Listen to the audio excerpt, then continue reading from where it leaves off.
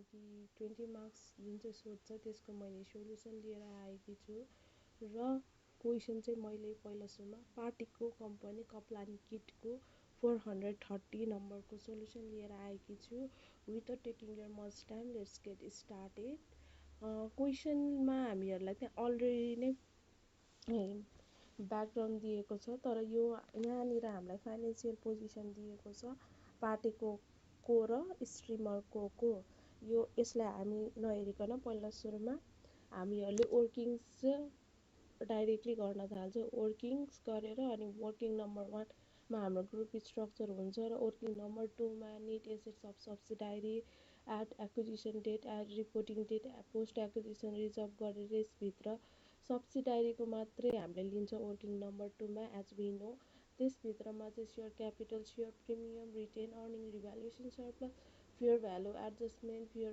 Adjustment छ भने त्यहाँ डेप्रिसिएसन पनि आउन सक्छ त्यसपछि पप भयो यदि सब्सिडायरी सेलर छ भने हामीहरूले फर्मेट चाहिँ यही वर्किङ्सको फर्मेट चाहिँ पहिल्यै सुरुमा रेडी गर्छौँ without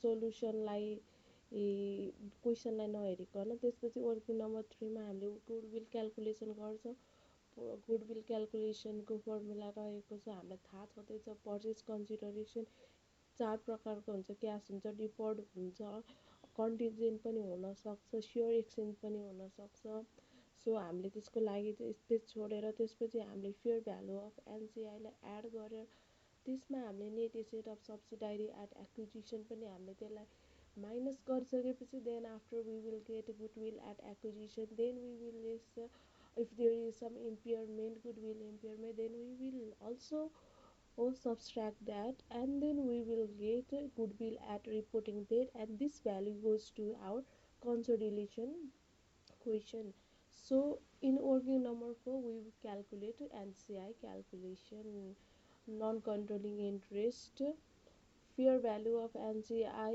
and then we will add post acquisition reserve if there is a goodwill impairment and if the question has asked to do as a fair value then goodwill impairment is distributed to working number 4 and working number 5 remember this and if proportionate method is given NCI calculation then only working number 5 then in working number 5 we will calculating group return earning as we know that in group return earning there is a first of all we will be taking a parents return earning then we will be adding our post acquisition reserve but it's only a percentage of parent आफ्नो भागको मात्रै लिने त्यसपछि if there is in question is if there is a parent is a seller then we will list that from working number 5 and as deferred consideration or contingent consideration दिएको छ भने चाहिँ we will calculate a finance cost or unwinding we have to unwinding deferred consideration गरेको छ भने हामीले यो present भ्यालुमा हामीहरूले क्यालकुलेट गर्छौँ भने फाइनेन्स कस्ट चाहिँ हामीहरूले पनि राख्छौँ अनि त्यसपछि हामीहरूको यति कम्प्लिट भइसकेपछि अनि हामीहरूले वी विल बी रेडी होइन पप एडजस्टमेन्ट छ भने पनि हामीहरूले debit return earning credit inventory हुन्छ यदि प्यारेन्ट सेलर छ भने ग्रुप रिटर्न अर्निङबाट हामीले लेस गर्छौँ नि त त्यही भएर डेबिट भयो अनि इफ पप एडजस्टमेन्ट चाहिँ सब्सिडायरीकोबाट गरेछ भने हामीले सब्सिडायरिज रिटर्न अर्निङ भनेर त्यहाँबाट चाहिँ हामीले लेस गर्छौँ वाट एभर जेसुकै भए पनि credit is always inventory sorry if अनि त्यहाँनिर unwinding deferred consideration contingent consideration भनेको छ भने we have to do that unwinding अनि अनवाइन्डिङ भनेको हामीले फाइनेन्स कस्टलाई चाहिँ लेस गर्नुपर्छ हामीहरूले भने अघि नै पनि ग्रुप रिटर्न अर्निङबाट त्यसको चाहिँ एन्ट्री भनेको चाहिँ debit finance cost credit non current liabilities हामी यति जति चाहिँ हामीहरूले फर्मेट बनाइसकेपछि then we will go after क्वेसनमा हामीहरूलाई अलरेडी यहाँ फाइनेन्सियल पोजिसन दिएको छ कहिलेको लागि 30 सेप्टेम्बर 2000 X5 को हामीलाई यहाँ डिटेल्स दिएको छ फाइनेन्सियल पोजिसन दिएको छ अब हामीहरूले तलको इन्फर्मेसन्सहरूलाई चाहिँ स्टडी गर्दै हामीले त्यसपछि यहाँनिर भ्यालुहरू राख्दै जान्छौँ। अब सबैभन्दा पहिला सुरुमा चाहिँ हामीले ग्रुप स्ट्रक्चर भनेको छौँ र ग्रुप स्ट्रक्चरमा यहाँ first point note number 1 on 1 October 2000 पार्टीको acquired 80% of the share capital of the स्ट्रिमरको।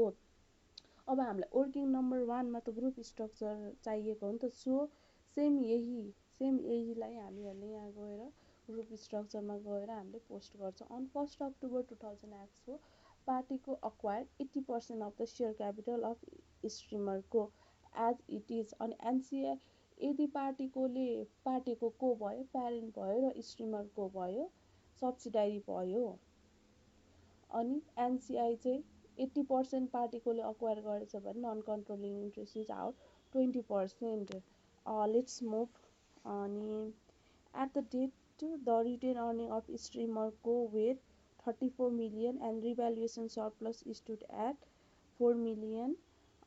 पार्टीको paid an initial cash amount of 92 million and agreed to pay the owners of streamer co of further 28 million on 1 October 2006। यहाँबाट आउने भनेको acquisition डेटमा आउने भनेको हाम्रो यहाँनिरको इन्फर्मेसनले retain earning दिएको छ।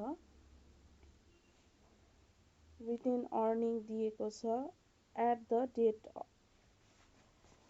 एट दिस डेट भनेपछि एक्विजिसन डेटको हामीहरूलाई दिएको छ 34,000। सो हामीले त्यहाँ लगेर यसमा पोस्ट गरिहाल्छौँ रिटेन अर्निङको एक्विजिसन डेटको लागि। अनि त्यसपछि हामीहरूलाई रिभ्यालुएसन सरप्लस पनि दिएको छ एक्विजिसन डेटको लागि 4,000। So we will post it here. Let's move into another. अनि त्यसपछि फेरि भनेको छ एन्ड स्ट्रिमरको pay to the owner of स्ट्रिमरको। उसले पर्चेस कन्सिडरेसनको कुरा गरेको छ। गुडविल क्यालकुलेसनमा जान्छ हामीले पर्चेस कन्सिडरेसन भनेपछि क्यासमा चाहिँ उसले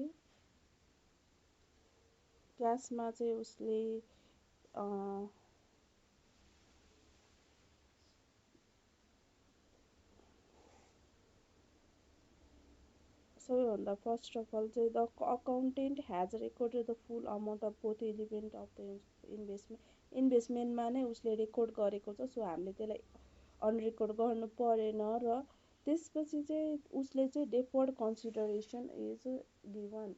पहिला सुरुमा चाहिँ उसले 28,000 चाहिँ उसले पछि तिर्छु भनेर दिएको छ भनेपछि the accounted has recorded the full amount. पार्टीको has a capital discount rate हामीलाई अलरेडी दिएको छ। इफ दिएको छैन भने 1/1 प्लस आरको पावरमा एन नम्बर अफ इयर्स भनेर हामीलाई त्यसरी चाहिँ निकाल्यो। यहाँ हामीलाई अलरेडी दिएको छ। So deferred consideration is 28,000 into 0.0857 गरेर हाम्रो आउँछ 23,996 इज आवर डिफर्ड कन्सिडरेसन। अनि त्यसपछि हामी क्यास चाहिँ उसले कति दिएको छ यहाँ पार्टीको paid and initial cash 92,000। So हामीले क्यास पनि रेकर्ड गर्छ 92,000। अब त्यसपछि हामीलाई क्वेसनले नोट नम्बर 2मा के दिएको छ on 1 October 2007 the fair values of स्ट्रिमरकोज नेट एसेट। स्ट्रिमरको को हो हाम्रो सब्सिडारी हो नि त। अनि द फेयर भ्याल्युज अफ तर कहिले 1 October 2008 एक्विजिसन डेटको लागि भनेको छ। So the values of streamerco's net asset were equal to the carrying amount with the exception of some inventory which has cost 3 million but had fair value of the fair value of streamerco net asset were equal to the carrying amount with some exception which has cost 3 million but had a fair value of 3.6 million। So हामीहरूलाई यहाँनिर fair value adjustment in inventory चाहिँ उसको already कति जति छ 3600 थियो होइन।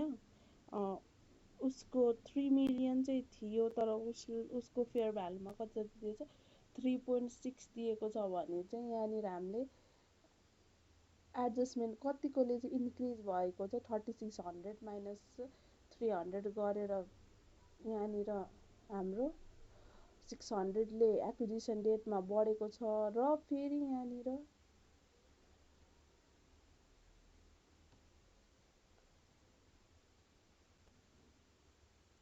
अनि त्यसपछि हामीहरूको यहाँ रिपोर्टिङ डेटमा चाहिँ कति जति बाँकी छ 10% रिमेन भनेको छ। सो 600को रिमेनिङ इज 60%। सो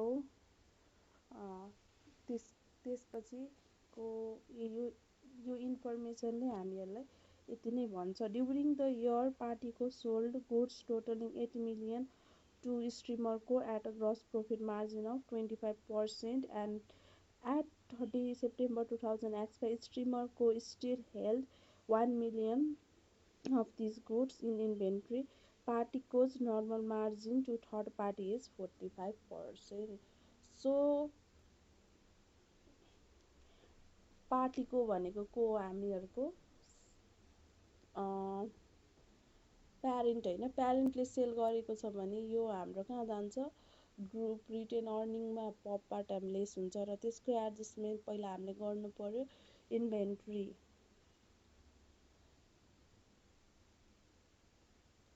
अनि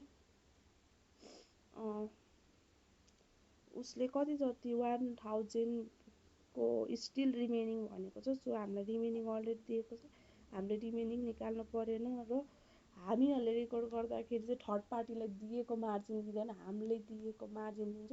सो 25% चाहिँ हाम्रो प्रफिट भयो 1000को भने चाहिँ 250 आयो। यसलाई गएर हामीहरूले यहाँ ग्रुप रिटेन अर्निङबाट वर्किङ नम्बर 6 भनेर यहाँ सिफ्ट गर्छौँ। सो अनि नेक्स्ट इन्फर्मेसन हामीहरूलाई के दिएको छ the party group users the fair value method to value the non controlling interest and at acquisition the non controlling interest was 15 million. NCA हामीलाई 15 million दिएको छ। So 15,000 all figures are in 1000। So अनि हामीलाई कुन value method use गर भनेको चाहिँ fair value गर भनेको छ एनसिआईलाई। सो अब यसपछि बल्ल हामीहरू हाम्रो इन्फर्मेसन्सहरू अलरेडी भइसकेको छ। सो अब हामीले नेट एसेट्स अफ सब्सिडारी निकाल्छौँ। एट एक्विजिसन डेट हामीले इक्विटी पार्टमा हेर्छौँ, तर कसको मात्रै लिन्छौँ हामीहरूले सब्सिडारीको हेर्छौँ। र इक्विटीमा कति जति दिएको छ share capital is 60,000 and share premium दिएको छैन, सो 0। अनि रिटेन अर्निङ चाहिँ हामीहरूलाई अलरेडी इन्फर्मेसन यहाँ 34,000 एट एक्विजिसन भनिदिएको छ भने रिपोर्टिङ डेटमा 36,500। अनि रिभ्यालुएसन सरप्लस पनि एक्विजिसन डेटको रिपोर्टिङ डेटको सेम। अनि फेयर भ्यालु एडजस्टमेन्ट गरेको छौँ र इन्भेन्ट्रीमा डेप्रिसिएसन लाग्दैन, सो नो। अनि सब्सिडारी पनि सेलर छैन, सो 0 यो राखेको। अनि त्यसपछि हामीहरूलाई थाहा छ पोस्ट एक्विजिसन रिजर्भ कसरी निकाल्ने reporting date minus acquisition date, so भयो। अनि त्यसपछि एक्विजिसन डेटको टोटल निकाल्ने यो एक्विजिसनको टोटल र पोस्ट एक्विजिसन रिजर्भ कता जान्छ यो वर्किङ नम्बर 3मा जान्छ। गुडविल निकाल्दाखेरि पोस्ट एक्विजिसन रिजर्भ हामीहरूको जान्छ एनसिआई र ग्रुप रिटेन अर्निङमा। सो अनि पर्चेस अनि फेयर भ्यालु अफ एनसिआई हामीलाई 15,000 दिएको छ, सो हामीले यहाँ राख्छौँ। त्यसपछि यो 1990 नेट एसेट अफ सब्सिडारीको 98,600 हामीहरूले पोस्ट गर्छौँ यतातिर। अनि गुडविल एट एक्विजिसन आयो, हामीलाई त्यहाँ गुडविल इम्पेयरमेन्ट भएको छैन, सो 0 भएर जति एक्विजिसन डेटमा भएको थियो रिपोर्टिङ डेटमा नि गुडविल त्यति नै आइपुग्यो। सो अनि एनसिआई क्यालकुलेसन गर्दा फेयर भ्यालु अफ एनसिआई हामीलाई दिएको थियो, सो हामीले 15,000 पोस्ट गऱ्यौँ। अब चाहिँ एनसिआईको पर्सेन्टेजमा चाहिँ लिन्छौँ 20% of post acquisition reserve. Post acquisition reserve हामीले कति निकालेको थियौँ 1960बाट चाहिँ हामीहरूले निकालेर हाम्रो टोटल एनसिआई आउँछ। एनसिआई आइसकेपछि ग्रुप रिटेन अर्निङमा पोस्ट एक्विजिसन रिजर्भ प्यारेन्ट्सको रिटेन अर्निङ हामीले राख्छौँ। त्यो रहेको छ 2,10,000 र पोस्ट एक्विजिसन रिजर्भ हामीले 80% अफ पोस्ट एक्विजिसन रिजर्भ गरेर हामीले राख्छौँ र पपलाई चाहिँ लेस गर्छौँ। र अब फाइनेन्स कस्टलाई पनि गर्छौँ। फाइनेन्स कस्ट चाहिँ कसरी निकाल्ने भन्दाखेरि चाहिँ हामीले माथि पर्चेस कन्सिडरेसनमा डिफर्ड कन्सिडरेसन राखेको थियौँ, त्यसमा हामीले क्यापिटलको पर्सेन्टेजलाई मल्टिप्लाई गऱ्यो भने हामीहरूको डिफर्ड कन्सिडरेसन आउँछ, के भन्छ फाइनेन्स कस्ट आउँछ। त्यो हामीलाई प्रेजेन्ट भ्यालुमा कन्भर्ट गरेको थियो र हामीले अनवाइन्डिङ गर्नु पऱ्यो। So debit finance cost, credit non current liability हामीले अलरेडी पोस्ट गरिसकेछौँ। सो यो गएर हाम्रो यहाँ जान्छ। त्यसपछि हाम्रो ग्रुप रिटेन अर्निङ पनि आयो, पप एडजस्टमै अनवाइन्डिङ भयो। अब बल्ल हामीहरूले फाइनेन्सियल पोजिसन बनाउँछ। अनि requirement is our consolidated statement of financial position of पार्टीको एज एट 30 सेप्टेम्बर 2005 र सेम क्वेसनमा जे फर्मेट छ हामीले पोस्टिङ गर्छौँ। नन करेन्ट एसेट भन्ने दिएको छ, property plant and equipment, goodwill. हामीलाई इन्भेस्टमेन्ट पनि यहाँनिर इन्भेस्टमेन्ट उसले टोटल्ली नै सब्सिडारीको लागि लिएको छ। सो हामीले यहाँ इन्भेस्टमेन्ट लिएनौँ तर राखेको राम्रो। अनि गुडविल हामीहरूको वर्किङ नम्बर 3 हाम्रो नन करेन्ट एसेटभित्र आउँछ र त्यसपछि करेन्ट एसेट दिएको छ। सो त्यही हामीले राख्छौँ। त्यसपछि टोटल एसेट आयो। त्यसपछि equity and liability, equity, share capital, revaluation surplus, group retain earning र एनसिआई चाहिँ हाम्रो वर्किङ चाहिँ हामीहरूले यहाँनिर प्रपरली मेन्सन गर्नुपर्छ। र ग्रुप रिटेन अर्निङ र एनसिआई चाहिँ as we know it's a part of equity. So हामीले यहाँनिर गएर पोस्टिङ गर्छौँ। त्यसपछि हामीहरूको नन करेन्ट एसेट दिएको छ। सो नन करेन्ट एसेटभित्र हाम्रो के थपिने भयो हो, त्यही पनि थपिने भएन। Deferred consideration is already given. So त्यही नै हामीले राख्छौँ। त्यसपछि करेन्ट लायबिलिटी टोटल, अनि करेन्ट लायबिलिटी र नन करेन्ट लायबिलिटी इक्विटी भयो भने हाम्रो टोटल इक्विटी एन्ड यसको भ्यालु आउँछ। अब हामी पोस्टिङ गरौँ भ्यालुज। इक्विपमेन्ट प्यारेन्टको इक्विटी कति छ 3,92,000 अनि सब्सिडारीको 84,000। सो एडअप गरिसकेपछि हाम्रो पिपी पनि आइपुग्यो। सो गुडविल हामीले वर्किङबाट लिएछौँ, वर्किङ नम्बर 3बाट हामीले लिङ्क गरिदिनुपर्छ as we have already mention, तर लिङ्क गर्नु इज इम्पोर्टेन्ट। अनि करेन्ट एसेट पनि हामीहरूले 94,700, 44,650 इज गिभन। अनि त्यसमा चाहिँ हामीहरूले पपलाई माइनस गर्नुपर्छ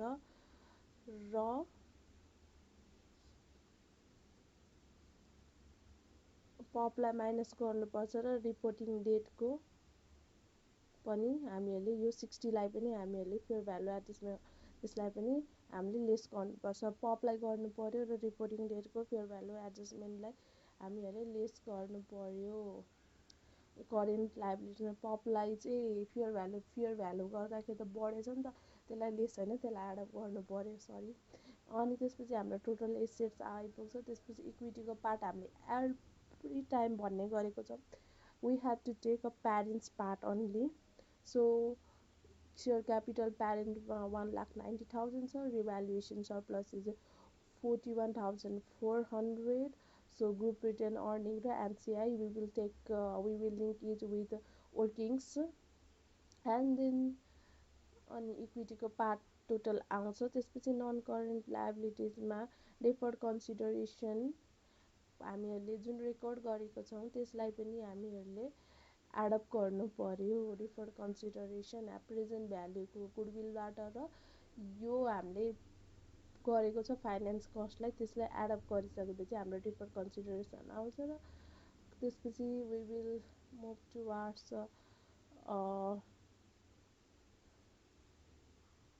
करेन्ट लायबिलिटीमा हामी जान्छौँ। करेन्ट लायबिलिटीमा पनि प्यारेन्ट्सको पार्ट र सब्सिडारीको पार्टलाई एडअप गरिसकेपछि हामीहरूको टोटल इक्विटी एन्ड लायबिलिटिज आउँछ। हामीहरूलाई एक्जाममा मार्क चाहिँ हामीहरूलाई यो टोटल गरेकोमा चाहिँ दिँदैन, we just have to post it. So I hope हजुरहरूलाई अलिक क्लियरिटी आयो होला। अनि if you are new then please don't forget to like, share and subscribe to my channel. यस्तै यस्तै भिडियो म लिएर आउने नै छु। त्यति बेलासम्म किप स्टडी, बाई बाई।